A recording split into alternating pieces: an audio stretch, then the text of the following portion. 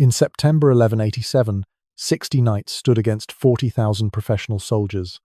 Logic said Jerusalem would fall in hours. Instead, these defenders held for nearly 2 weeks, and when the city finally surrendered, not a single civilian was massacred. This is how the impossible happened. Picture this. A baron named Balian of Ibelin stands before Sultan Saladin between their armies. The Muslim banners already flutter on Jerusalem's towers. Saladin expects surrender. Instead, Balian speaks words that freeze the Sultan's blood. "I will burn this city to ash before I let you take it." This wasn't empty bravado.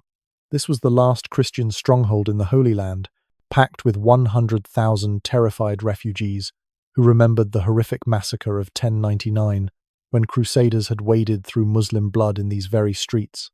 Now the tables had turned completely. But here's where history takes an impossible turn. How did a noble break his sacred oath to Saladin and have Saladin thank him for it? Why were boys as young as 14 knighted on Jerusalem's walls in a desperate ceremony that would echo through centuries? And what terrifying ultimatum could a defeated garrison make that would stop history's greatest Muslim general cold? By the end of this story, you'll understand how 60 knights, not 600, not 6,000, but 60 organized a defense that military historians still call impossible. You'll discover why untrained civilians could repel elite assault troops. You'll learn what threat could make a victorious army choose mercy over conquest. And you'll witness the moment when Saladin, poised for total victory, instead chose to pay ransoms for his own enemies. To understand this impossible stand, we must first witness the catastrophe that preceded it. If you're fascinated by the untold stories of history's most impossible last stands, hit that like button and subscribe for more epic war content. Ring the notification bell to never miss these incredible tales of courage against overwhelming odds. Now, let me take you back to the scorching September of 1187. July 4th, 1187, the Horns of Hattin. In a single devastating day, the entire military might of the Crusader kingdom of Jerusalem evaporated under the desert sun. 20,000 Christian soldiers, knights, sergeants, foot soldiers annihilated by Saladin's united Muslim armies, the kingdom's greatest nobles captured or killed. King Guy of Jerusalem taken prisoner. The true cross, Christianity's most sacred relic, lost forever. What followed was a cascade of conquest that shocked medieval Christendom. Acre, the kingdom's greatest port, fell on July 9th, its garrison surrendering without a fight. Jaffa capitulated July 10th. Beirut, Sidon, Caesarea city after city opened their gates to Saladin's banners. By September 4th, even mighty Ascalon had fallen. The Crusader kingdom, built over 88 years of blood and prayer, collapsed in just 8 weeks. Among the handful who escaped Hattin's slaughter was Balian of Ibelin. The Baron of Ibelin, one of only 3 lords to cut through Saladin's encirclement alive, now faced an impossible situation. His wife, Maria Komnena, grand-niece of the Byzantine emperor, waited in Jerusalem with their children. The city swelled beyond recognition. But wait, the real shock was yet to come. Jerusalem had transformed from proud capital to desperate refugee camp. Its normal population of 30,000 had exploded to over 100,000 souls. Christians from every fallen city, every burned village, had fled here. They crowded the streets, camped in churches, filled every courtyard. Food ran scarce, water became precious, and everyone remembered 1099. That year haunted both sides. When the first Crusaders took Jerusalem, they had turned the city into a charnel house. Muslim and Jewish civilians slaughtered without mercy. Blood had literally run in the streets. Chroniclers wrote of knights wading through gore up to their ankles in the Al-Aqsa Mosque. Now, 88 years later, the situation had reversed completely. Saladin wasn't just any conqueror. This Kurdish warrior sultan had done the impossible, united the fractious Muslim world under one banner. Egypt, Syria, Mesopotamia, all answered his call. He commanded loyalty through a mixture of military genius, political brilliance, and genuine piety. After Hattin, he stood at the gates of Christianity's holiest city with the largest Muslim army assembled in decades. Jerusalem's military situation? Catastrophic. The city's fighting force had marched to Hattin and never returned. What remained defied belief. Fewer than 100 professional soldiers in a city of 100,000. The Templars, once 300 strong, reduced to 3 knights. The Hospitallers counted 7 brothers still able to fight. Total knights in the entire city? 14. The mathematics of doom were simple. 100 defenders, 100,000 civilians, 40,000 attackers approaching. When Balian approached Saladin's tent with a desperate request, he never imagined it would seal Jerusalem's fate. The meeting between Balian and Saladin would become legendary. Picture the scene. Saladin's massive command tent, carpets covering the ground, the Sultan seated among his emirs and generals. Balian enters under safe conduct, travel-stained, exhausted from his escape from Hattin. He kneels, not in submission, but in respect. "Great Sultan," Balian begins, "I seek permission to enter Jerusalem to retrieve my wife and children." Saladin's response showed the courtesy that would make him legendary, even among his enemies. "Lord Balian, you may enter the city." But then came the conditions that would change everything. "First, you must swear an oath never to bear arms against me. Second, you will stay one night only, no longer." What happened next defies every law of medieval warfare. Balian accepted. He swore the sacred oath on holy relics. Saladin granted safe passage, and the Baron rode for Jerusalem. But when Balian arrived, he found chaos beyond imagination. Patriarch Heraclius grabbed Balian's arm the moment he dismounted. "My lord, you cannot leave. We have no one, to organize the defense." The city's nobles had died at Hattin. No military commander remained. Just terrified refugees, old men, women, and children. The Patriarch, despite his position, knew nothing of war. Here's the detail that changes everything you thought you knew. Queen Sibylla herself, Guy's wife, Jerusalem's desperate monarch, fell to her knees before Balian. "I absolve you of your oath to Saladin. I command you to stay and defend this city." Balian faced the choice that would define him forever. Sacred oath to an enemy, or duty to 100,000 Christians. Honor or survival. He chose survival. When Saladin learned of this, his response stunned everyone. He sent a message. "You have chosen your people over your word. I understand. Defend your city well, Baron. We shall meet again soon." The defense preparations began with an act that shocked church authorities. Balian ordered a ceremony that broke all tradition. In the church of the Holy Sepulchre, before Christ's tomb, he would knight any man of noble blood who could hold a sword, regardless of age, regardless of training. This single act of desperation would save 100,000 lives. On one afternoon, 60 knights became 160. Boys of noble blood, some barely 14, knelt as squires and rose as knights. Merchants' sons who'd never held swords. Young men who should have had years of training received knighthood in minutes. But knights need more than ceremonies. They need soldiers. Balian's solution proved his genius. Every able-bodied man became a defender. 2,000 civilians, bakers, blacksmiths, merchants, craftsmen, received whatever arms Jerusalem's armories could provide. Crossbows went to those with steady hands, spears to the strong. Even monks took up arms. But Saladin had a secret his own generals didn't know. His host numbered at least 20,000 professional soldiers, possibly 40,000 with camp followers and support troops. Let me break down this terrifying force.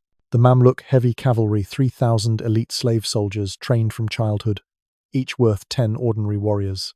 Kurdish mounted archers, 5,000 strong, who could shoot while galloping at full speed.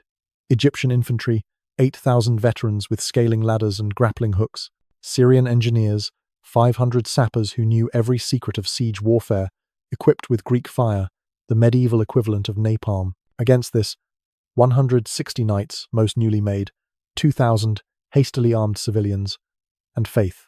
Jerusalem's defences, ancient walls built by Romans, expanded by Byzantines, repaired by Crusaders. Strong, yes, but designed for a garrison of thousands, not hundreds. Multiple gates to defend, towers to man, over 4 miles of walls to cover. The geography itself told the story.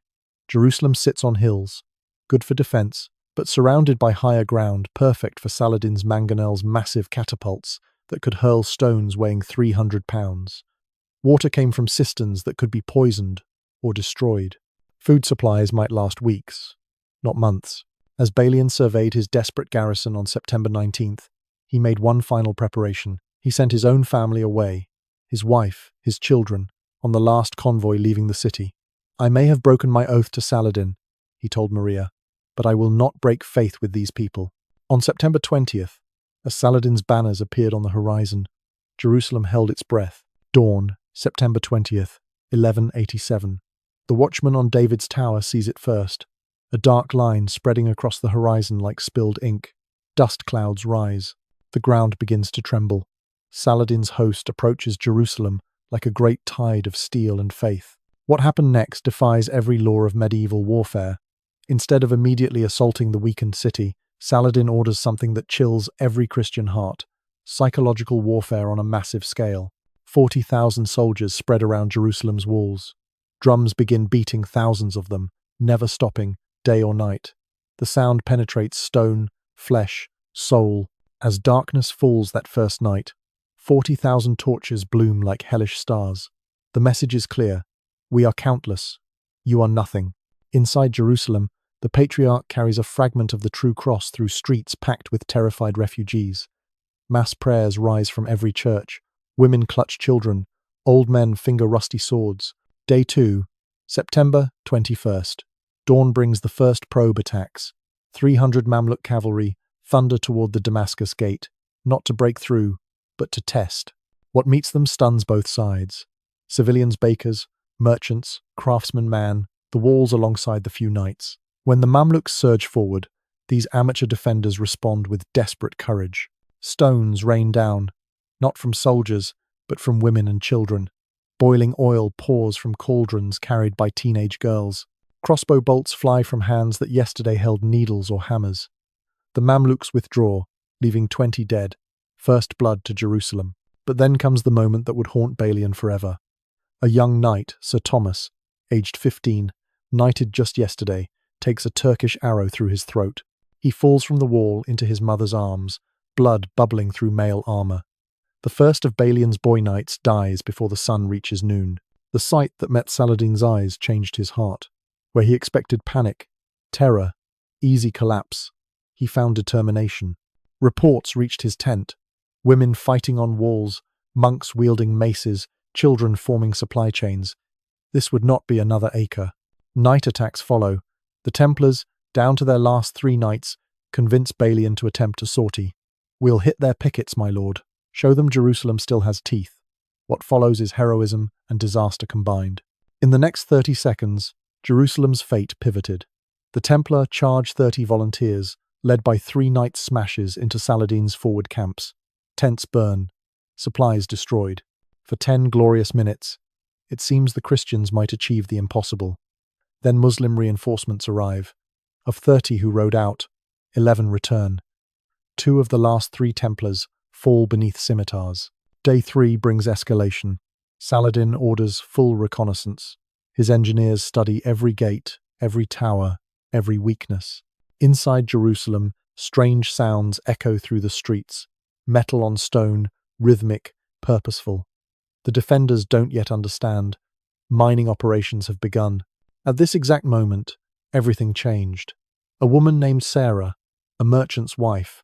No warrior spots movement near the base of Street Stephen's Gate. Turkish engineers placing protective mantlets.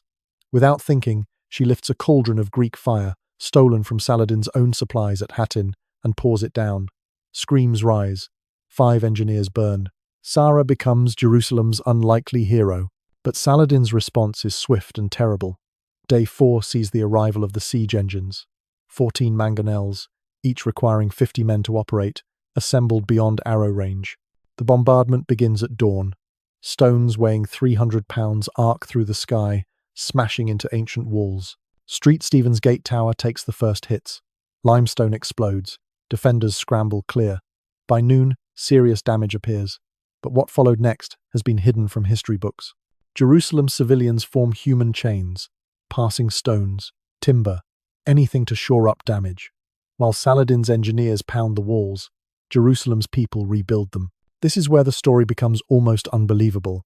Muslim commanders report to Saladin, despite superior numbers, despite professional troops, despite artillery, the city holds. Worse Muslim casualties mount while Christian losses remain surprisingly light. How? The answer lies in desperation multiplied by faith. Every Christian in Jerusalem knows their fate if the city falls. They've heard the stories, remember the massacres when other cities fell, so they fight with the fury of the doomed. An 8-year-old girl named Rebecca carries water to defenders until a stone splinter cuts her down. Her death sparks rage. Civilians fight harder. Night brings temporary respite, but no rest. Defenders work by torchlight repairing damage. Women tend wounded. Priests give last rites to the dying. Below ground, something sinister continues. The sound of picks on stone, getting closer, getting louder. September 25th arrives with a disturbing development. Defenders notice Muslim troops massing opposite the northern wall, but it's a feint. The real threat comes from below. A hospitaller knight, one of 7 remaining, reports soil subsidence near the eastern wall. The terrible truth becomes clear. Saladin's miners have been at work for days. Countermining attempts begin desperately. Defenders drop water to listen for hollow sounds. They dig their own tunnels, hoping to intercept. Too late. The Muslim engineers have 5 days' head start. Somewhere beneath Jerusalem's walls, timber props hold up tons of stone, waiting for the moment when fire will bring everything crashing down. By September 26th, Saladin realized this would not be another acre. But what happened on September 29th changed everything. September 26th, 1187. The war beneath Jerusalem enters its critical phase. Through the night, defenders hear it clearly now. The sound of picks beneath their feet, the scrape of soil being removed, the muffled voices of Syrian engineers. Mining operations have reached the foundations. Countermining turns desperate. Christian volunteers, mostly stoneworkers who know the underground, descend into hastily dug shafts. In pitch darkness, they work toward the enemy sounds. But here's the detail that changes everything. The Syrians have already installed their timber supports. The mine is complete. They're filling it with combustibles. Straw, pitch, sulfur, anything that burns hot and fast. Above ground, dawn brings intensified bombardment. Saladin has ordered his engineers to concentrate fire. 14 mangonels focus on a single section of wall near St. Stephen's Gate. The mathematical precision is terrifying. 1 stone every 40 seconds, each weighing 300 pounds, all hitting within 50 feet of each other. By noon, the ancient limestone begins to crack. Defenders watch in horror as a tower standing since Byzantine times starts to lean. Women and children rush forward with timbers, stones, anything to brace it. Then, at the moment of greatest desperation, the tower collapses entirely. Dust clouds blind everyone. Screams rise from buried defenders. But wait, the real shock was yet to come.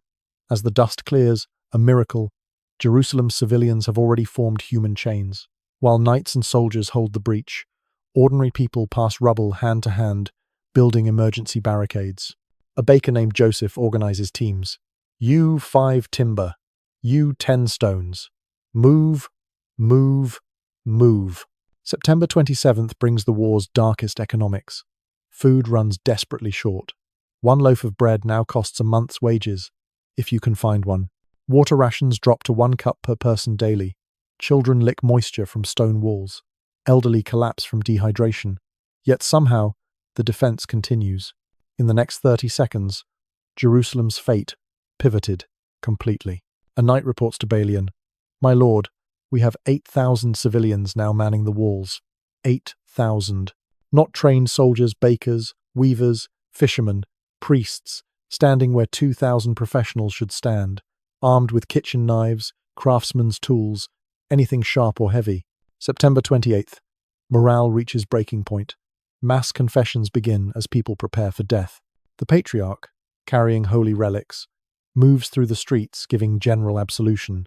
If we die tomorrow, we die cleansed of sin. Mothers say goodbye to children. Husbands embrace wives one last time. But Balian makes a decision that would haunt him forever. He gathers the remaining knights, 160 boy knights, fewer than 50 veterans still standing. Tomorrow they will breach the walls. When they do, we make our stand at the breach. Not 1 step back. The civilians will see us die before they see us retreat. September 29th. Dawn. The assault everyone knew was coming finally arrives. But Saladin has learned from his probes. This isn't random violence. It's coordinated, professional, devastating. Eastern Wall. 5,000 Egyptian infantry advance with scaling ladders, their shields locked above their heads against the rain of stones. Behind them, archers lay down covering fire so thick it darkens the sky. Defenders can barely peer over the walls without taking an arrow. Northern Wall. 3 massive siege towers creak forward. Each stands 60 feet tall, packed with assault troops. Greek fire drips from nozzles mounted on their fronts. The defenders' counterfire barely scorches their wet hide coverings. Then comes the moment historians still can't fully explain. At exactly noon, smoke begins rising from vents in the ground. The mine is fired. Defenders feel the earth shift. Stone grates against stone. A sound like thunder builds from below. The eastern wall bulges outward. Cracks race up its face like lightning. Then catastrophe. 30 meters of ancient wall collapse in a roar that shakes the entire city. Dust billows hundreds of feet high. When it clears, Jerusalem lies open like a cracked egg. What Balian did next broke every rule of warfare. Instead of withdrawing to secondary positions, he leads the countercharge personally. For Jerusalem, for the Holy Sepulchre, 160 boy knights follow their commander straight into hell. The breach becomes a meat grinder. First wave, 500 Mamluk heavy cavalry charge through the gap. They expect terrified civilians. Instead, they meet Balian's knights head-on. Swords clash, men scream, bodies pile up so fast they form obstacles. The Muslim perspective reveals the shock. These aren't professional soldiers they're fighting. That knight is a boy of 15. That crossbowman is a priest. That figure pouring boiling oil is a woman in her grandfather's mail. Yet they fight like demons. Here's a detail that changes everything you thought you knew about medieval warfare. Jerusalem's women don't just support, they fight. When a scaling ladder reaches the wall, Sarah, the merchant's wife, she who killed the engineers, leads a charge of women with copper pots and kitchen knives. They literally beat armored soldiers to death. Children carry wounded from the breach. Boys as young as 8 drag grown knights to safety. Girls bring water to fighting men, dodging arrows and stones. Rebecca, the water carrier killed days ago, has inspired an army of child volunteers. They call themselves Rebecca's Ravens, darting through danger in black clothing. The afternoon turns the breach into horror beyond description. Bodies stack 3 deep. Blood makes footing treacherous. The stench of death mixes with burning pitch. Muslim reinforcements keep coming, wave after wave through the gap. Christian defenders grow fewer, more exhausted, more desperate. Then, the sight that changed everything. Muslim banners appear on Jerusalem's walls. Green flags of Islam flutter where crosses stood.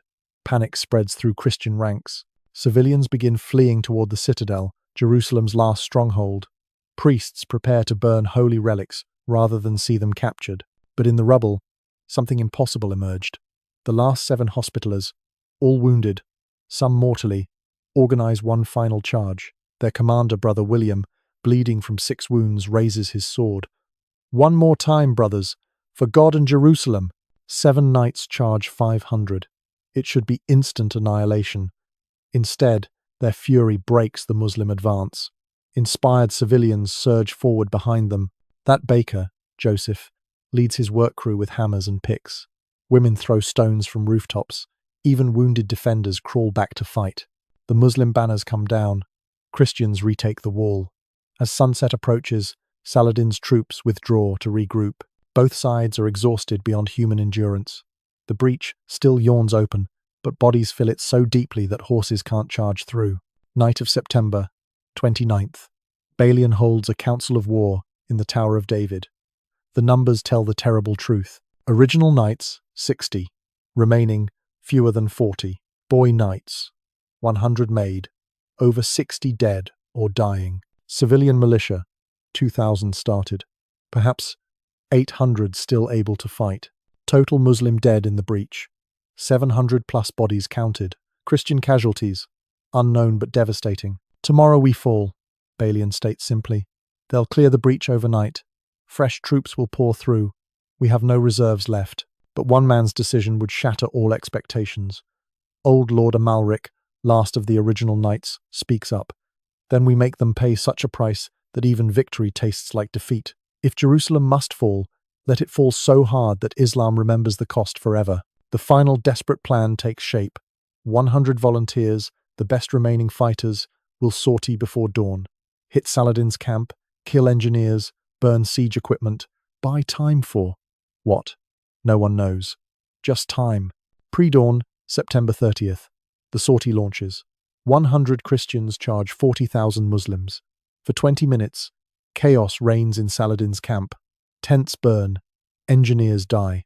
A siege tower collapses in flames. Then reality asserts itself. Muslim cavalry surrounds the sortie. Of 100 who rode out, 20 return. 80 Christian bodies litter the field. But this single threat accomplished what 60 knights couldn't. It proved Jerusalem would fight to the last man, woman, and child. As dawn broke on September 30th, Balian of Ibelin prepared to do something that would echo through eternity. Dawn, September 30th. Balian of Ibelin rides out from Jerusalem under a white banner, his armor still blood-stained from yesterday's fighting. Between the lines, in the shadow of the breach, he meets Saladin face to face. The Sultan sits magnificent on his warhorse, surrounded by his emirs. Victory radiates from every line of his bearing. Lord Balian, Saladin speaks first. You come to surrender. It isn't a question. Muslim banners already fly from the Tower of David briefly planted during yesterday's assault. The breach gapes open. Bodies still fill it, but cleared paths show where fresh troops will charge within hours. I come to negotiate terms, Great Sultan. Saladin's response chills everyone present. There are no terms. I swore to take Jerusalem as the Franks took it, wading in blood to the horses' knees. Your people showed no mercy in 1099. They slaughtered every Muslim man, woman, child. They burned Jews alive in their synagogues. The blood was so deep in the Al-Aqsa Mosque that men slipped and fell in it. Now, I will have my revenge. He points to the breach. My army will pour through those gaps. Every Christian will die. It is justice. What happened next defies every expectation of medieval warfare. Balian doesn't plead. He doesn't beg. Instead, he delivers an ultimatum that freezes the blood of 40,000 warriors. Then you will inherit ash and corpses. Nothing more. Saladin's generals murmur angrily. But Balian continues, his voice carrying across both armies. Listen well, Sultan. We have 5,000 Muslim prisoners in Jerusalem, merchants. Pilgrims, your own soldiers captured in raids. If your army storms the walls, everyone dies. We'll cut their throats on the battlements where you can watch. The threat escalates beyond military logic. The dome of the rock, where your prophet rose to heaven, we will burn it to ash. The Al-Aqsa Mosque, Islam's third holiest site, we will pull it down stone by stone. Our engineers have already placed combustibles, but here's where the story becomes almost unbelievable. Our own families, our women, our children, we will kill them ourselves before your soldiers can enslave them. Every well will be poisoned with corpses.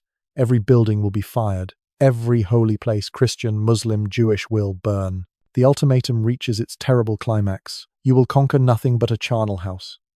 History will remember Saladin not as the reconqueror of Jerusalem, but as the Sultan who presided over its total destruction. Is that the legacy you want? Silence falls. Even the drums stop. 40,000 men hold their breath. This is the moment historians still can't fully explain. Saladin could order an immediate assault. His overwhelming numbers would take the city within hours. Yes, the Christians might carry out some threats, but not all. Instead, Saladin does something that would echo for centuries. He calculates beyond the immediate victory. His advisors urge storm and slaughter. My lord, they are beaten. One more assault, and Jerusalem is ours. But Saladin thinks bigger. The ghost of 1099 haunts him too. Does he want to be remembered as another butcher? His goal isn't just to take Jerusalem. It's to restore it as a center of Islamic worship. Burnt mosques and poisoned wells serve no one. What terms do you propose, Lord Balian? The negotiation begins. Balian proposes safe passage for all Christians to the coast, protection for their persons and movable property, 40 days to arrange affairs and pay ransoms. Saladin counters. Ransom. Yes. 10 dinars for each man, 5 for each woman, 1 for each child. Those who cannot pay become slaves. The mathematics are brutal. Jerusalem holds 100,000 Christians. Most are refugees who fled with nothing. Perhaps 20,000 can pay. The rest face slavery. But then the sight that met Saladin's eyes changed his heart forever. As negotiations continue, both leaders can see Jerusalem's walls. Women and children still man them, ready to fight. These aren't warriors. They're desperate people ready to die rather than submit. I will pay the ransom for 7,000 of your poor myself, Saladin suddenly announces. His generals gasp. Pay ransom for enemies? Unthinkable. But Saladin continues. My brother Al-Adil will free another 2,000. My commanders may each free hundreds more if they choose. The final terms, 40 days to pay ransoms and evacuate. Those who pay may leave with possessions. Churches may remove their treasures. No forced conversions. Any Christian who wishes to stay under Muslim rule may do so. Most shocking, Balian himself receives 30,000 dinars for defending the city so well.